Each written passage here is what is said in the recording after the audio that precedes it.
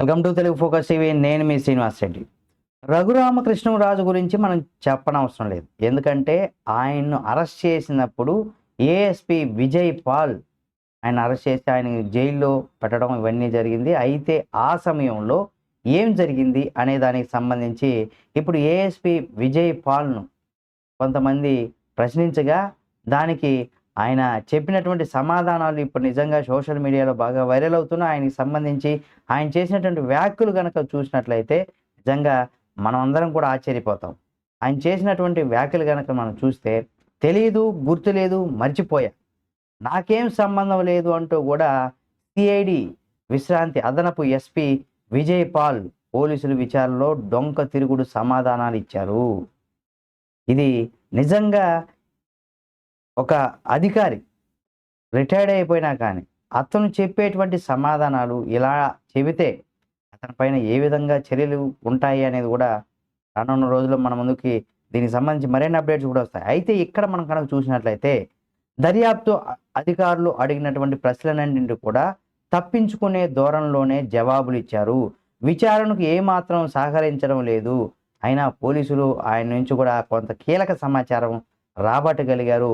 ప్రస్తుతం ఉండి ఎమ్మెల్యే అలాగే అప్పటి నరసాపురం వైఎస్ఆర్ కాంగ్రెస్ పార్టీ ఎంపీగా ఉన్నటువంటి రఘురామకృష్ణరాజు గారు 2021లో మే నెలలో కస్టడీలో తీసుకొని చిత్రహింసలకు గురి చేసి హత్యకు యత్నించారనేసి కూడా ఫిర్యాదు పైన గుంటూరు నగరపాలెం పోలీస్ స్టేషన్లో కూడా జూలైలో కేసు నమోదు కావడం, విజయపాల్ బుధవారం ఒంగోలు జిల్లా పోలీస్ కార్యాలయంలో విచారణకు హాజరయ్యారు.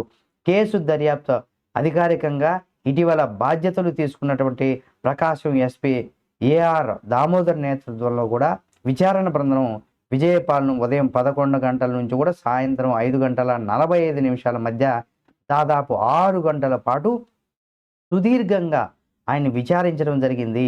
అంటే 45కు పైగా ప్రశ్నలతో ప్రశ్నించారు. వాటిలో ఏ ఒక్కదానికి కూడా విజయపాల్ సూటిగా సమాధానం చెప్పలేదట. అంటే తానేం తప్పు చేయలేదంటూ కూడా బుకాయించారు. అయితే కొట్టకపోతే గాయాలు ఎలా అయ్యాయి అని ఒక ప్రశ్న అడిగినప్పుడు దానికి రఘురామకృష్ణరాజు గారు కస్టడీలో ఉన్నప్పుడు ఎందుకు కొట్టారు, ఆయన్ను చిత్రహింసలు గురి చేయాలని మిమ్మల్ని ఎవరు ఆదేశించారు అని ప్రశ్నించగా తానేం కొట్టలేదంటూ కూడా విజయపాల్ చెప్పినట్టుగా సమాచారం. అయితే అరికాల పైన తీవ్ర గాయాలైనట్టు కూడా మిలిటరీ హాస్పిటల్లో నివేదికలో స్పష్టంగా ఉంది. కొట్టకపోతే ఆ గాయాలు ఎలా అయ్యాయి అని అడగ్గా తనకేం తెలియదంటూ కూడా దాటవేసే ధోరణిలో సమాధానం ఇచ్చినట్టుగా కూడా తెలుస్తుంది. అయితే హైదరాబాదులో రఘురామకృష్ణరాజును అరెస్ట్ చేసి గుంటూరుకు తీసుకొచ్చినటువంటి తర్వాత నేరుగా న్యాయమూర్తి ఎదుట హాజరుపరచకుండా సిఐడి కార్యాలయంలో రాత్రంతా ఎందుకు నిర్బంధించారు, ఆ రాత్రి సిఐడి కార్యాలయంలో ఎవరెవరు వచ్చారు అని కూడా ప్రశ్నించగా అప్పుడు మేము ఏం జరిగిందో తనకు గుర్తులేదంటూ కూడా విజయపాల్ సమాధానం ఇచ్చినట్టు కూడా ఒక సమాచారం.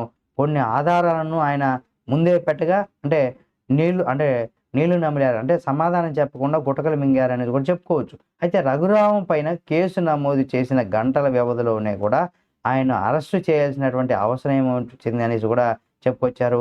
నోటీసులు ఎందుకు ఇవ్వలేదు, ఆయన్ను కస్టడీలోకి తీసుకొని కొట్టాలని ముందే ప్రణాళిక రూపొందించుకున్నారా, అలా చేయాలని మిమ్మల్ని ఎవరు ప్రోత్సహించారనేసి కూడా ప్రశ్నించగా విజయపాల్ మౌనం వహించినట్టుగా కూడా సమాచారం.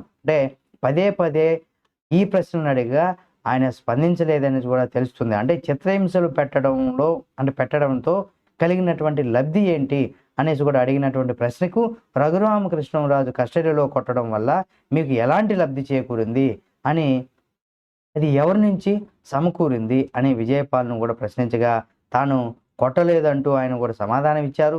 రఘురామకృష్ణరాజు కస్టడీలో అంతమొందించేందుకు కూడా ముందస్తు కుట్ర ఏమైనా జరిగితే అందులో ఎవరెవరు ప్రమేయం ఉందనేసి కూడా ఆ కోణంలో వివరాలు రాబట్టేందుకు కూడా విచారణ అధికారులు అయితే ప్రయత్నించారు. అయితే విజయపాల్ విచారణకు సహకరించకపోవడంతో ఆయన మరోసారి విచారణకు పిలిపించనున్నట్టు కూడా తెలుస్తుంది. ఈ కేసులో అక్టోబర్ 11న గుంటూరులో విచారణ హాజరైనటువంటి విజయపాల్ అప్పుడు కూడా ఇలాగే డొంక తిరుగుడు సమాధానాలు చెప్పిన సంగతి మనందరికీ తెలిసిందే. అయితే చూద్దాం, దీనిలో వాస్తవాలను కూడా బయటకు తీసుకొచ్చేటువంటి ప్రయత్నం ప్రస్తుత కూటమి ప్రభుత్వం కావచ్చు చేస్తుంది. కాబట్టి చూద్దాం ఏం జరుగుతుంది ఈ కేసులో.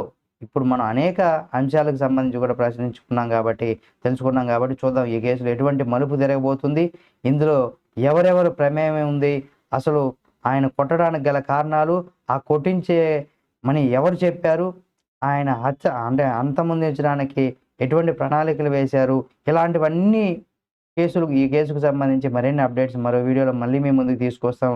కాబట్టి అప్పటి వరకు మన Telugu focus TV channel subscribe చేసుకొని పక్కన ఉన్న బెల్ బటన్ ఒకటి మాత్రం మర్చిపోకండి.